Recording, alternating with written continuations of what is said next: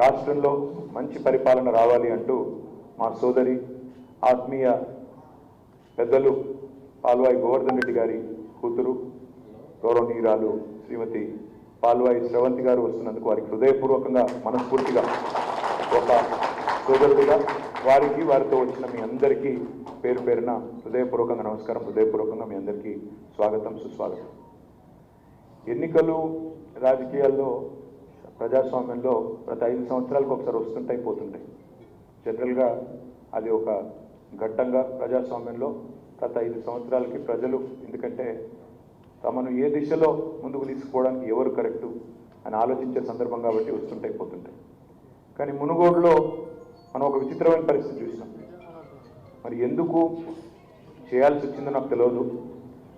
ఆనాడు 2018లో శాసనసభ్యుడిగా ఎన్నికైన రాజగోపాల్ రెడ్డి గారు ఏ కారణం చేత ఆనాడు తన శాసనసభ సభ్యత్వానికి రాజీనామా చేసిండో, ఏ కారణం చేత కాంగ్రెస్ పార్టీ ఇడిచిపెట్టిపోయిండో, ఏ కారణం చేత అది ఇడిచిపెట్టిపోయి మరి బీజేపీయే కరెక్ట్ అని బీజేపీలోకి పోయిండో, మళ్ళీ అందుకెళ్ళి మళ్ళీ ఎందుకు మళ్ళీ ఇంకా పోయిండో, ఎందుకు ఆ ఉప ఎన్నిక తెచ్చిండో, ఎందుకు ఎంత హడావుడి చేసి మొత్తం మునుగోడులో రాష్ట్రం అంతటా ఒక 2-3 నెలల పాటు పరిపాలన అస్తవ్యస్తమయ్యేటట్టు చేసిండో మరి ఆయనకే తెలవాలా, మళ్ళీ అలా ఆయనను చేర్చుకున్న కాంగ్రెస్ పార్టీకే తెలవాలి.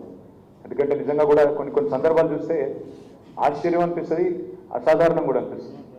ఇవాళ పాల్వాయి గోవర్ధన్ రెడ్డి గారి ఫ్యామిలీ ఈరోజు కాదు, గత 50-60 సంవత్సరాలుగా నెహ్రూ గారి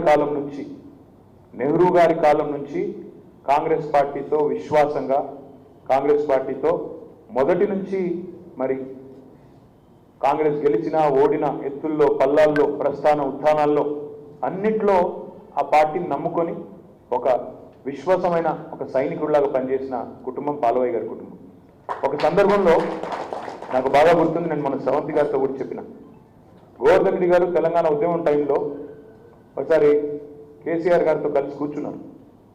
పెద్దలు కాబట్టి వారి సలహాలు సూచనలు స్వీకరించడానికి కేసీఆర్ గారు, అన్న మీరు అన్ని చూసిండ్రు, 52 నుంచి మొదటి ఎలక్షన్ నుంచి చూసిండ్రు, మీరు భారతదేశంలో 52 నుంచి ఆనాడు నెహ్రూ గారి నుంచి 56 నుంచి అన్ని చూసుకుంటూ వచ్చిండ్రు, అన్ని ప్రభుత్వాలు చూసిండ్రు, ఎంతోమంది ప్రధానమంత్రులతోనే డైరెక్ట్గా కలిసి పనిచేసిండ్రు మీరు, ఇందిరాగాంధీతోని, నెహ్రూతోని, తర్వాత రాజీవ్ గాంధీతోని, మన్మోహన్ సింగ్తోని అందరితో పనిచేసిండ్రు మీరు.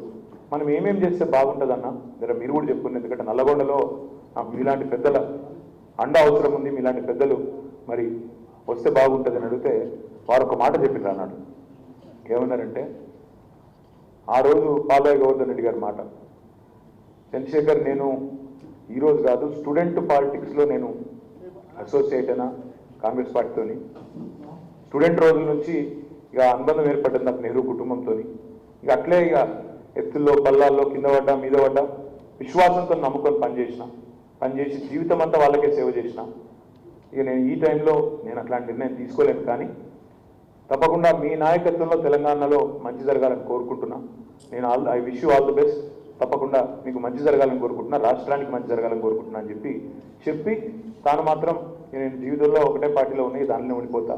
పెద్ద మంది చాలా గంభీరంగా, అంటే తెలంగాణ బాగుండాలన్నప్పుడు తప్పకుండా మీ ప్రయత్నాలు మీరు సాగించండి అని చెప్పి ఆ రోజు ఆశీర్వాదం ఇచ్చారు. వాళ్ళ నిజంగా వారి కూతురు పాల్వాయి శ్రవంతి గారిని కాంగ్రెస్ పార్టీ ఏ రకంగా ట్రీట్మెంట్ చేసిందో, ఏ రకంగా వారిని అవమానించిందో మన కళ్ళ ముందే ఉంది.